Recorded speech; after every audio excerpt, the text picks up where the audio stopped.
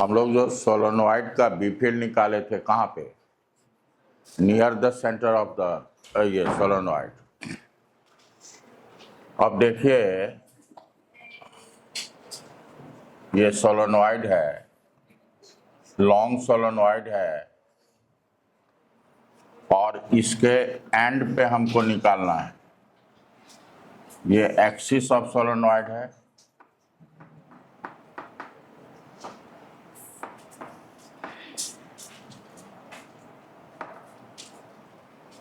हमको इस पॉइंट पे निकालना है, मतलब इसके वन एंड पे।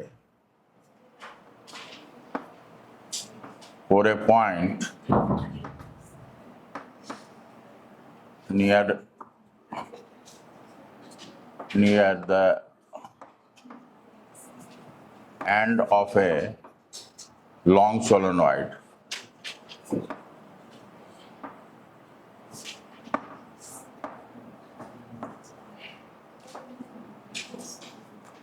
ये होता है हाफ म्यू नॉट एन आई।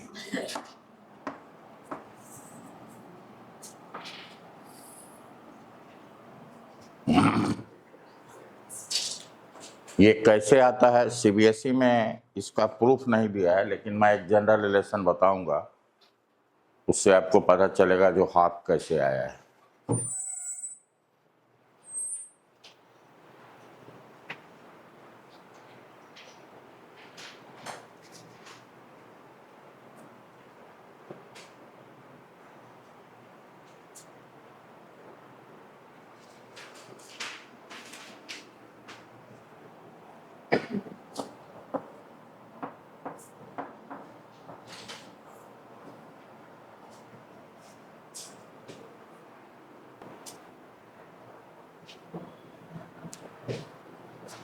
नोट में लिखिएगा,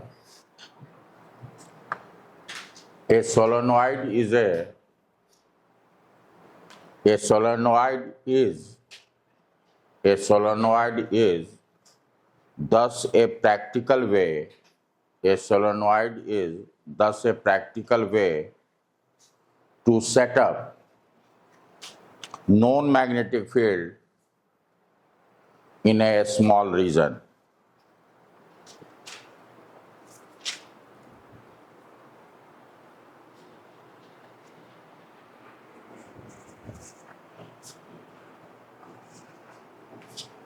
जैसे सेंटर पे हम लोग निकाले थे, नियर द सेंटर, मान लो जैसे आपको इससे पहले हमने जो बताया था वो इधर भी इन्फिनिटी है, इधर भी इन्फिनिटी है, मतलब लॉन्ग इन्फिनाइट। ये नियर द सेंटर का मतलब है a small part of the solenoid. इस पार्ट में बी फील्ड जो होता है क्या होता है, यूनिफॉर्म होता है और इंडिपेंडेंट ऑफ आर होता है। ये तो प्रैक्टिकली अगर हमको बी फील्ड सेटअप करना है तो सोलेनोइड सिंपल आप बना सकते हैं, उसमें करंट फ्लो करा देंगे तो उसके अंदर में बी फील्ड आप सेटअप कर सकते हैं। मैग्नेट लाने की कोई ज़रूरत नहीं है। अब देखिए आप नोट का सेकंड पॉइंट में लिखेंगे, जो B field due to a finite solenoid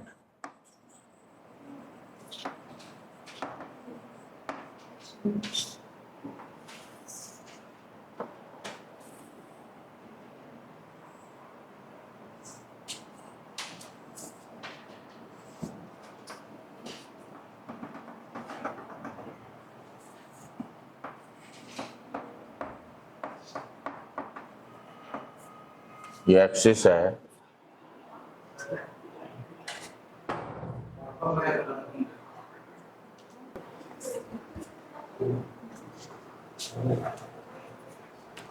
मान लीजिए ये सोलेनोइड है तो इसमें करंट यहाँ पे आउटवर्ड है, हर एक टर्न में करंट आई है,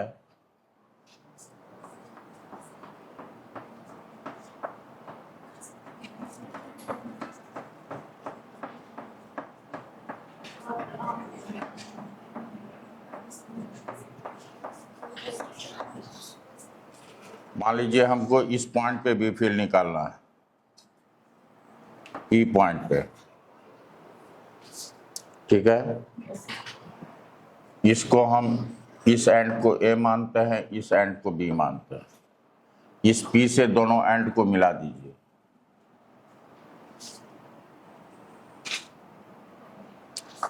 एक्सिस से एंगल ले रहे हैं, ये है अल्फा, ये है अल्फा और ये है बीटा, या इसको थीटा 1 कहिए, इसको थीटा 2 कहिए।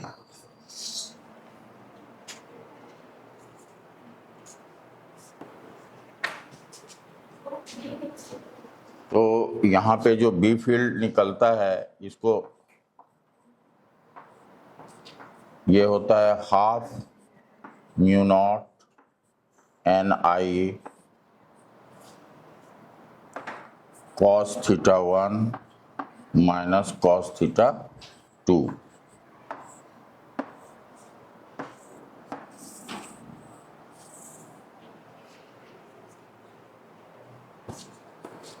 इसको प्रूफ किया जाता है, जिसका जेई का है उसको हम बताएंगे, जो किस प्रॉब्लम, एससी वर्मा का एक प्रॉब्लम है जिसमें कि इसको प्रूफ करना पड़ेगा, तब जा कर के बनेगा। अब यहाँ पे देखिए special case,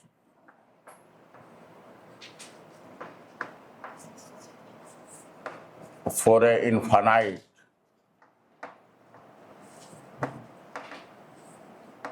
length of a solenoid,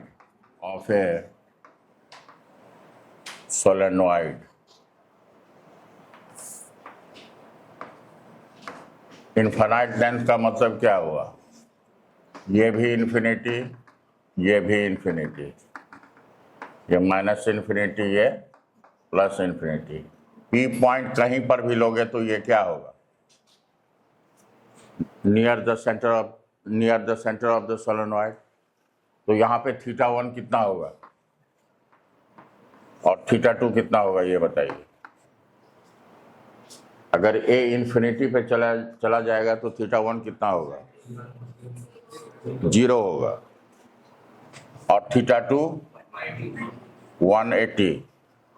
तो इसमें आप वैल्यू पुट कीजिए, ये नियर द सेंटर है तो ये हो जाएगा half mu naught N I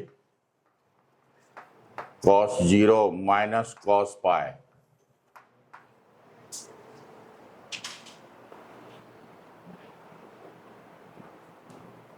cos 0 1 और कॉस पाई -1, तो माइनस माइनस प्लस हो जाएगा, तो ये 2 हो जाएगा। तो फाइनली कैंसिल आउट होकर के क्या हो जाएगा, म्यू नॉट एन आई। अब देखिए सेकेंड, देखिए सेकेंड केस,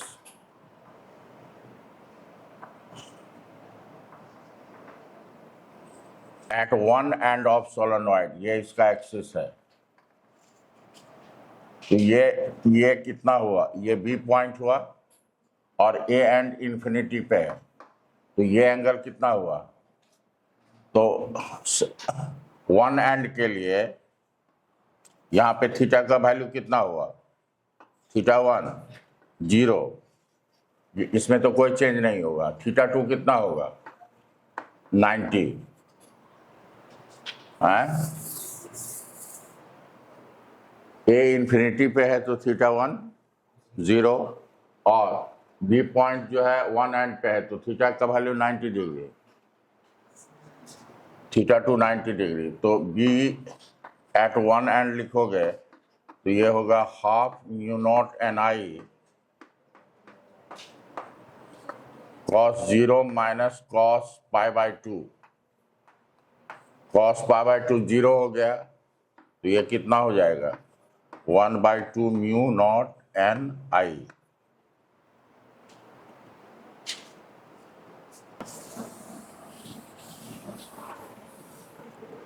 अब आप देखिए, ये है axis of solenoid, axis of solenoid, ये इसका सेंटर है। ये सेंटर के दोनों ओर इक्वल डिस्टेंस लिए हैं, मतलब near the centre of earth, near ये बी फील्ड है, तो near the centre of earth जो होता है बी फील्ड का वैल्यू कांस्टेंट होता है, और बी फील्ड का वैल्यू जो होता है कांस्टेंट होता है, और ये वैल्यू कितना होता है, mu naught N I, near the centre of solenoid. उसके बाद देखिए क्या होता है,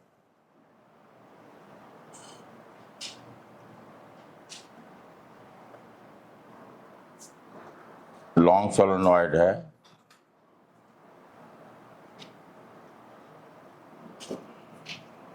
इसके एंड पे देखोगे, ये एंड है, ये भी and,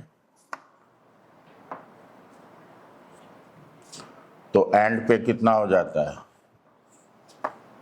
half mu naught N I.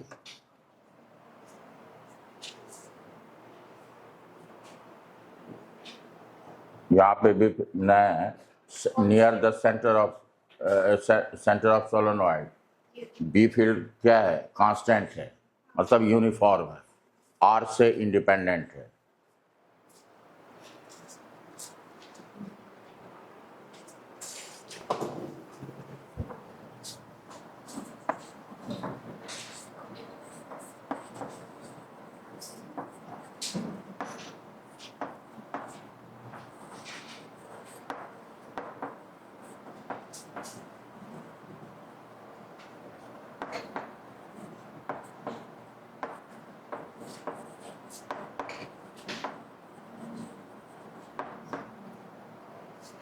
Near the center of solenoid, B field is constant or uniform, and पे उसका हाफ हो जाता है। नोट कर लिया आप लोग?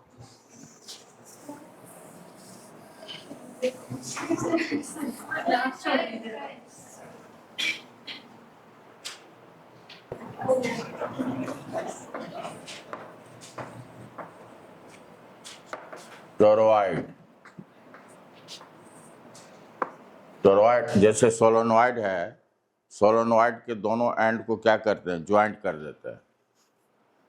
इधर भी वायर रहता है, इधर भी वायर रहता है, दोनों वायर को अगर हम ज्वाइंट कर देंगे तो क्या हो जाएगा, endless solenoid in the form of a ring.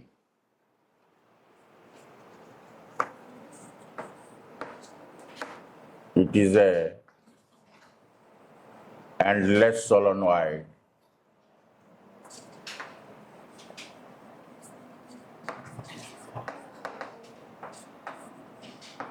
in the form of a ring.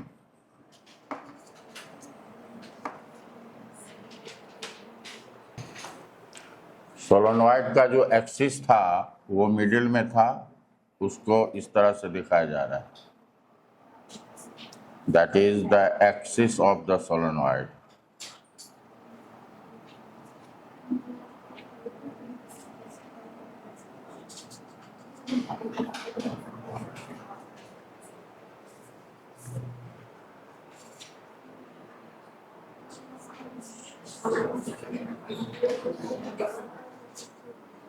जरा रिंग देखें तुम्हारा,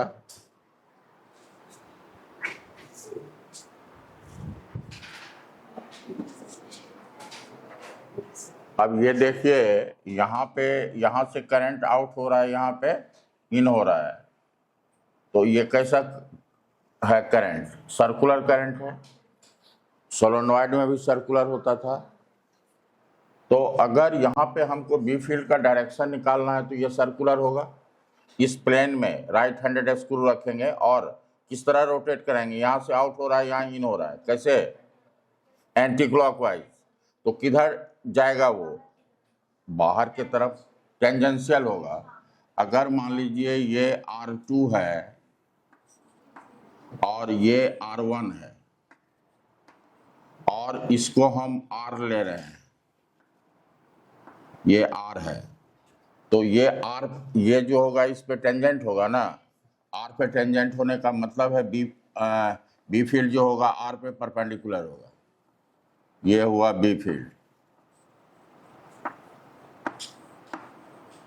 और ये जो हमने लिया है, ये लिया एक्चुअली ये एक्सिस ऑफ सोलेनॉइड है, इसी को हम एम्पीरियन लूप ले रहे हैं।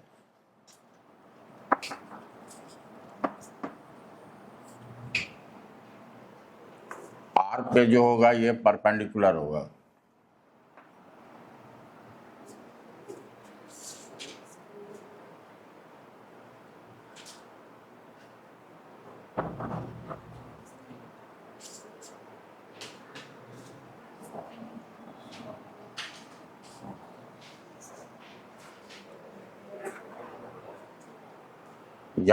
यहाँ भी एयर है, इधर भी एयर है। यहाँ पे B field outside the solenoid 0 होता है, यहाँ पर भी आउटसाइड ही कहलाएगा, ये 0 होता है। B field is confined between the turns of a solenoid only. B field is confined between the turns of a solenoid कहते हैं, टोरॉइड। बिफोर मेडिकल अगर आप इंजेक्शन किसी को लगाने लगे तब तो हो गया। कल एक न्यूज़ में देख रहा था, जो वार्ड में जो ये नहीं कंपाउंडर नहीं, वो जो बाहर में सिक्योरिटी गार्ड होता है, सिक्योरिटी गार्ड ही इंजेक्शन दे रहा था। हाँ लिखिएगा, the magnetic field setup by the magnetic field set up by the current, the magnetic field set up by the current in the toroid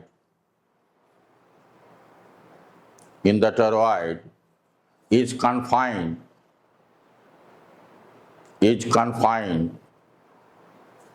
inside the turns of the toroid, is confined inside the turns of the toroid and is zero outside the toroid and is 0 outside the toroid and as well as in the empty space, as well as in the empty space inside the toroid.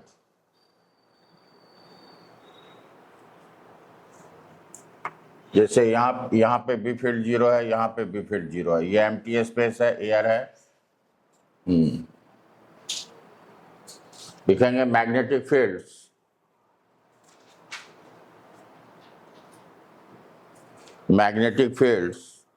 are concentric circles with radii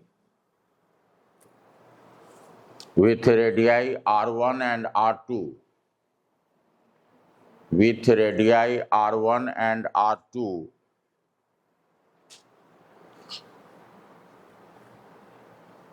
bracket में लिखिएगा, that is inner and outer radii of the toroid bindings, inner and outer radii of the toroid bindings.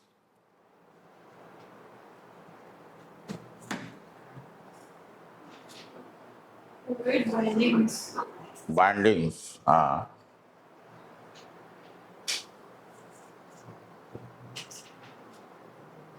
लिखेंगे 4 points equidistance from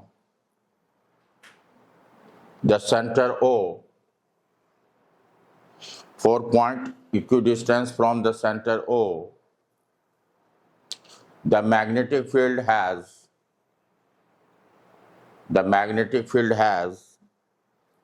the same constant value.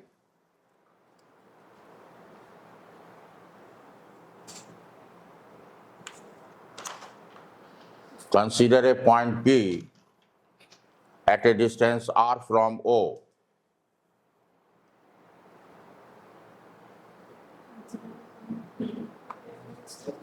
At a distance r from O has center of the toroid. Inside the bindings of the toroid. Bindings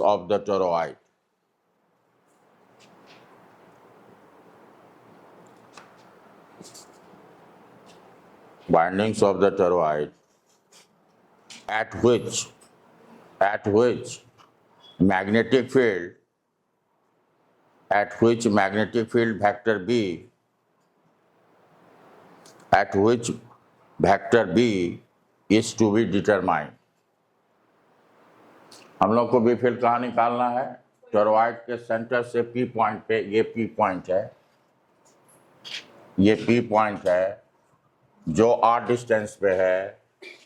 तो ये equi distance है, इस कहीं पर भी लोगे तो इक्वी डिस्टेंस है, तो बी फील्ड का मैग्नीट्यूड सेम होगा। तो लिखेंगे फ्रॉम एम्पियर सर्कुलर लॉ या फ्रॉम एम्पियर्स लॉ,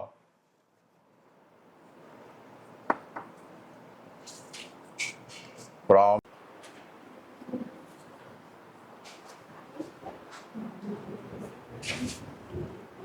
तो बी और देखो डीएल का डायरेक्शन कहाँ लेंगे? बी के डायरेक्शन में लेते हैं ना, ये है DL vector.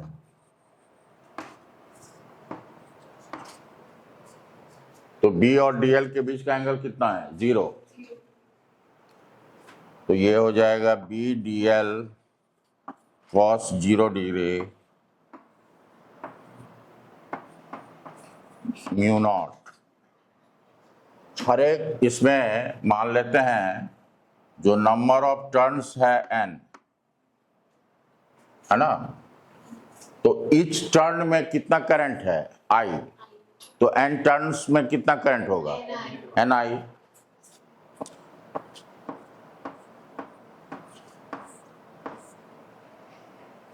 Each turn current carry current I। तो total current enclosed this one, ये हो जाएगा बी डीएल का integration mu naught N I. Dl का इंटीग्रेशन कितना होगा? 2 pi R equal to mu naught N I. ये हो जाएगा B equal to mu naught N by 2 pi R I.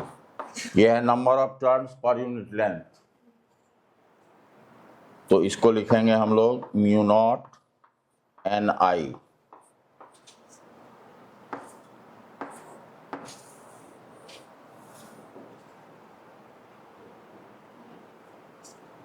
ये कांस्टेंट वैल्यू आएगा, n by 2 pi R constant है, तो बी फील्ड भी क्या होगा? कांस्टेंट होगा।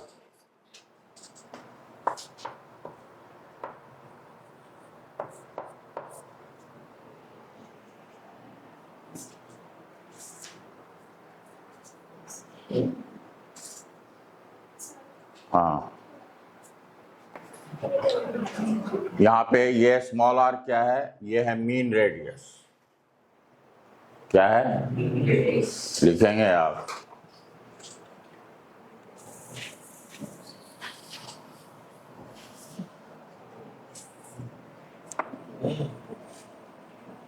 where r is the mean radius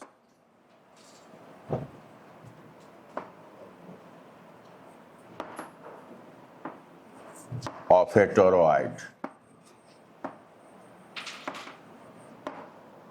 and it is approximately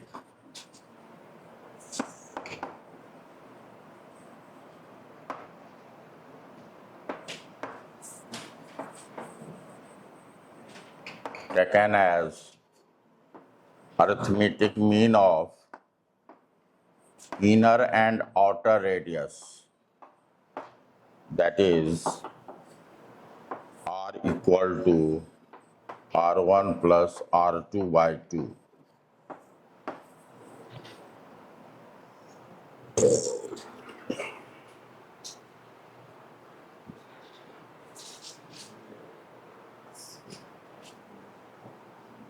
ये हुआ due to one layer, due to one layer. क्या इसका मतलब हुआ, जरा समझ लीजिए। ड्यू टू वन लेयर,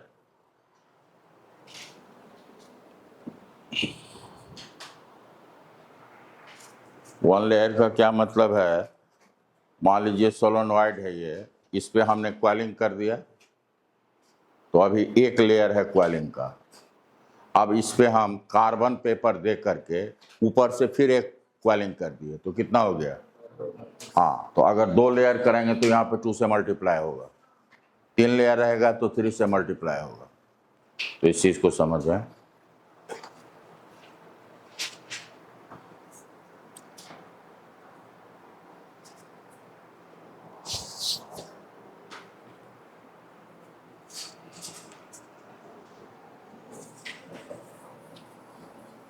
यहाँ पे देखिए,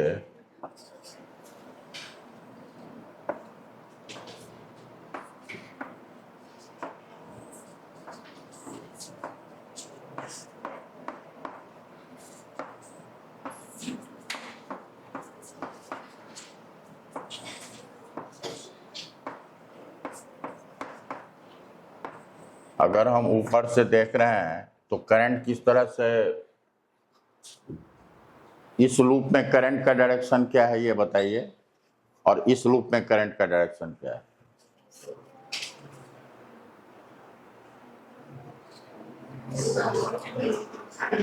इस लूप में करंट का डायरेक्शन एंटी क्लॉकवाइज, बाहर की तरफ, मतलब एंटी क्लॉकवाइज। इस लूप में अब देखिए, एंटी क्लॉकवाइज जैसे ये लूप है, अगर एंटी क्लॉकवाइज लेंगे तो करंट के डायरेक्शन में जाएगा, तो इस करंट को पॉजिटिव लेंगे। अब ये क्लॉकवाइज है, तो ये क्लॉकवाइज में अंदर जाएगा तो ये प्लस आएगा, तो ये तो B डॉट DL जो हम लिखेंगे यहाँ पे, ये हो जाएगा म्यू नॉट, ये होगा I1 प्लस I2 माइनस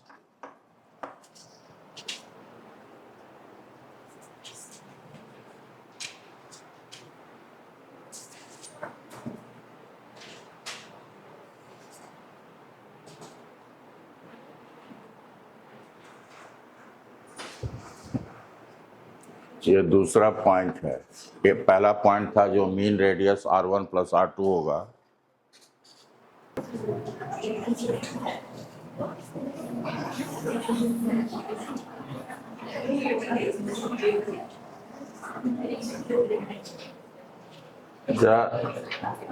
जरा यहाँ देखिएगा,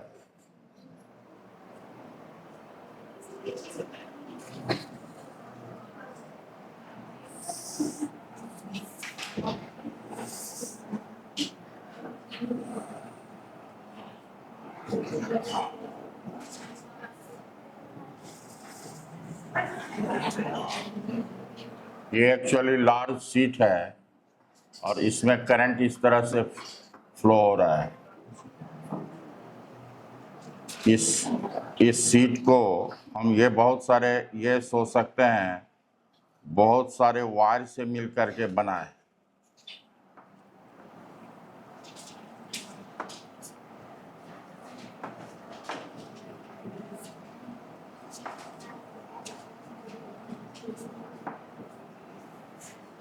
ये लार्ज मेटल शीट है, करंट आउट डायरेक्शन में आ रहा है। जैसे ये समझिए, ये बुक्स है, तो ये बहुत बड़ा है, ऐसे करंट आ रहा है, हम इसको ये समझ सकते हैं ये बहुत सारे स्ट्रेट करंट कैरिंग वायर से मिलकर के बना है।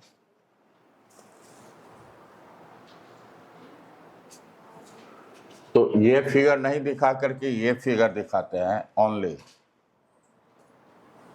ये आप फ्रंट से देख रहे हो तो ये दिखेगा आपको, फ्रंट से देखेंगे तो आपको ये दिखेगा।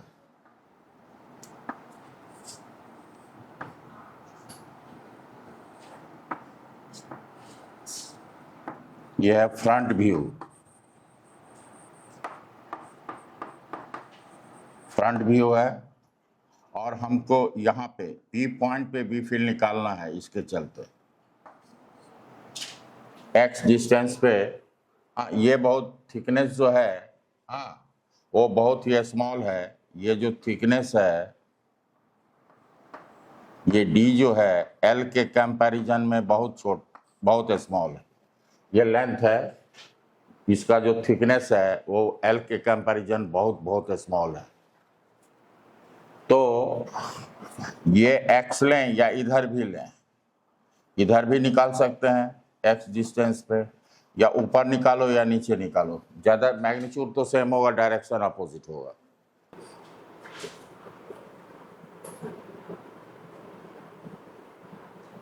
आप लिखोगे find the magnetic field at A point P, find the magnetic field at A point P at a distance x from the metal sheet of a metal sheet whose thickness is negligible, whose thickness is negligible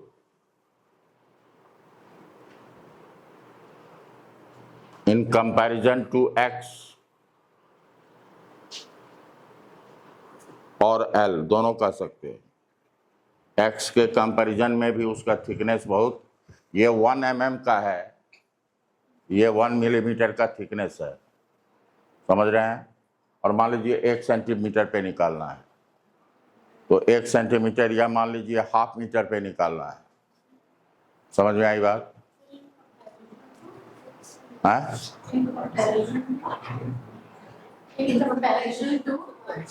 ये इन comparison to x देख रही हैं, और length, thickness is negligible in comparison to x और L। L means the length और x आप देख रहे हो जहां बी फील्ड निकालना है।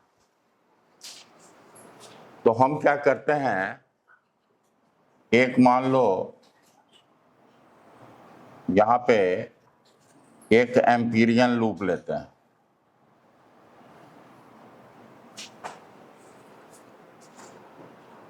और एक चीज आप ध्यान दो, हमने बताया है जो ये अगर मान लो करंट कैरिंग लॉन्ग वायर है, तो इस पॉइंट पे बी फील्ड अगर निकालना है तो यहां से इस पे परपेंडिकुलर देंगे और इसको रेडियस लेते हुए क्या करेंगे, सर्कल बना लेंगे। करंट आउटवर्ड है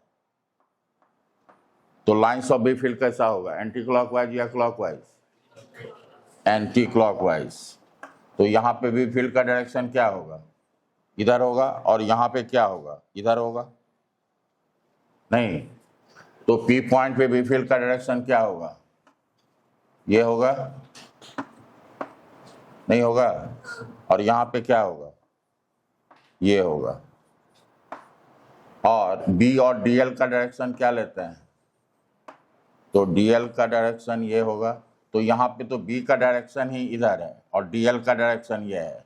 तो इस मान लो ये लेते हैं पी क्यू आर एस। तो इस सेक्शन के लिए बी डॉट डीएल का वैल्यू क्या आएगा, 0। इस सेक्शन के लिए क्या आएगा, बी डॉट डीएल 0 आएगा। सिर्फ इसके लिए होगा, इसके लिए होगा।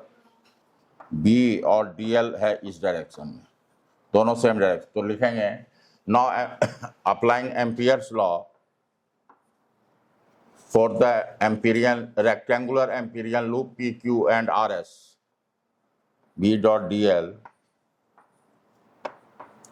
mu naught current enclosed by the Amperian loop.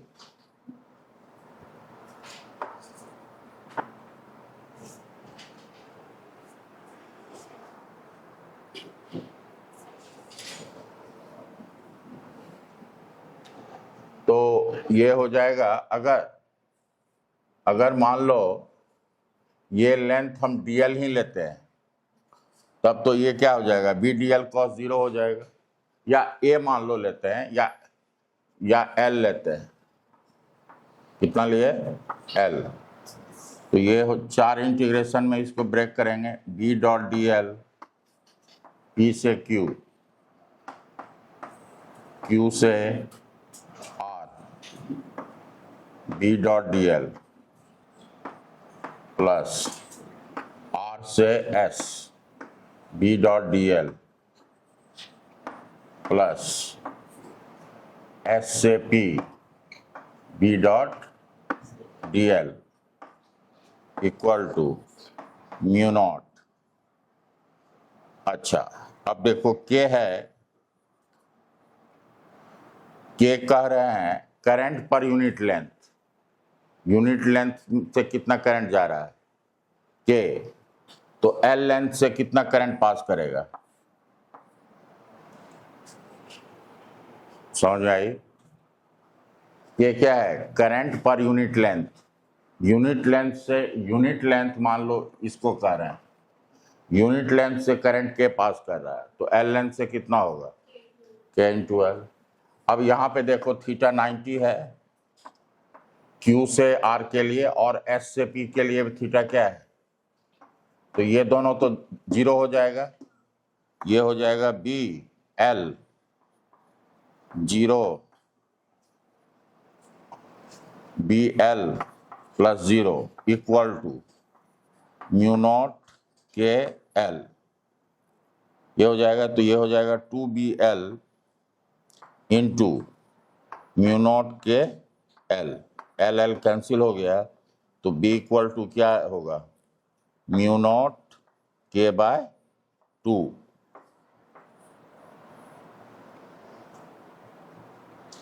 लिख लीजिएगा, where k is current per unit length.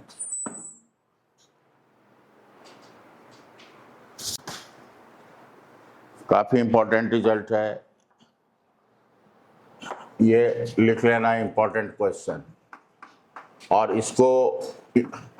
इसको आप थ्योरम की तरह याद रखें।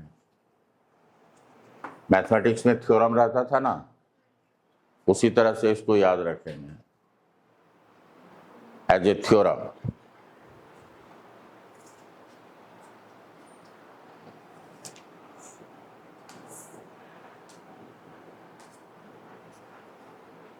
अगर इस चीज को आप बायोट-सावर्ट लॉ से अगर बनाना चाहते हैं, तो एक थिन वायर के चलते बी पॉइंट पे निकालना होगा, उसके बाद फिर आपको उसको इंटीग्रेट करना होगा थ्रू, और बहुत लंबा जाता है, तो इसीलिए इसको याद रखें। सब नोट की बात यह है, जो यहाँ पे ये बी फील्ड ऊपर जाओ या नीचे जाओ, एक्स से इंडिपेंडेंट, ये रिजल्ट क्या है, एक्स से इंडिपेंडेंट है, मतलब यूनिफॉर्म होगा, तो लिखोगे, नोट में लिखिएगा यहाँ।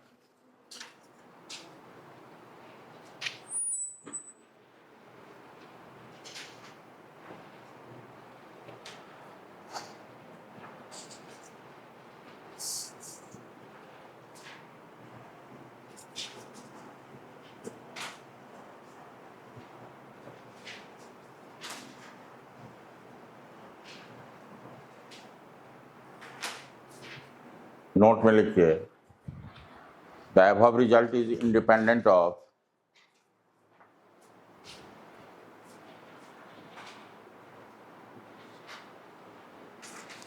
अब इसका भी लेमिनेशन होने लगा, क्या सब देखूंगा मैं।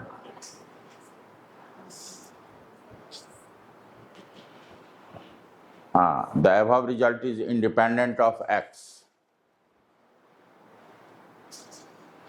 the above result is independent of x, that is B field is uniform,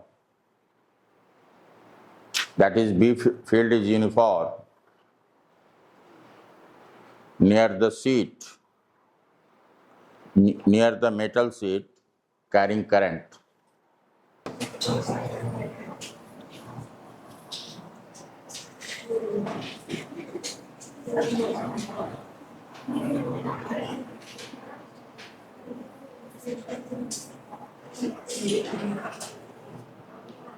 question लिखिए।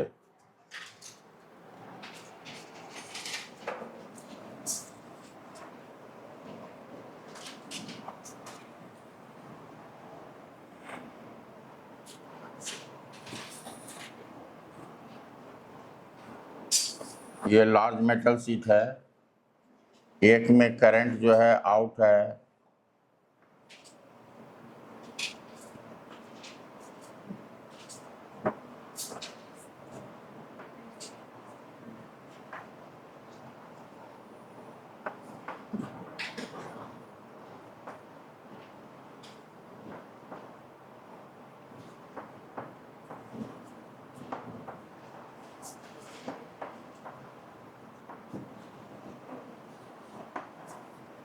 ये है P, ये है Q, ये है R।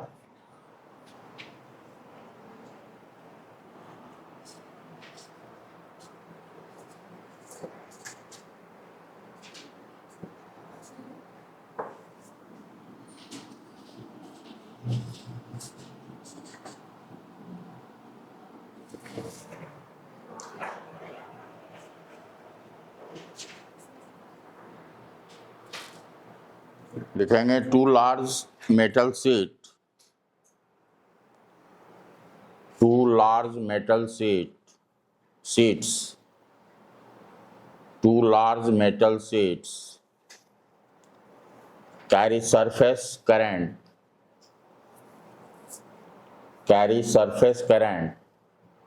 as shown in figure.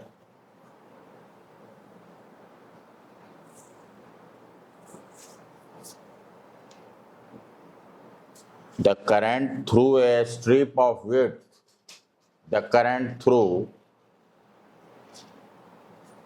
a strip of width dl is kdl।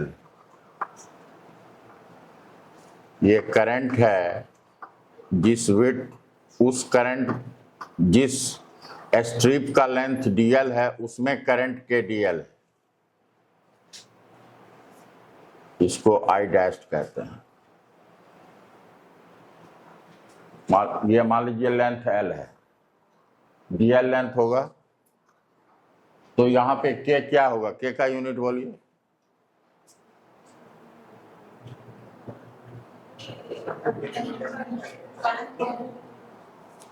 ये करंट है ना, तो इसका इधर भी क्या होना चाहिए? एम्पियर। तो एम्पियर कब होगा? जब ये करंट पर यूनिट लेंथ होगा। तो K क्या है? करंट पर यूनिट लेंथ है। तो K दिया हुआ है करंट पर यूनिट लेंथ से K करंट जा रहा है, तो dl लेंथ से कितना जाएगा? KdL,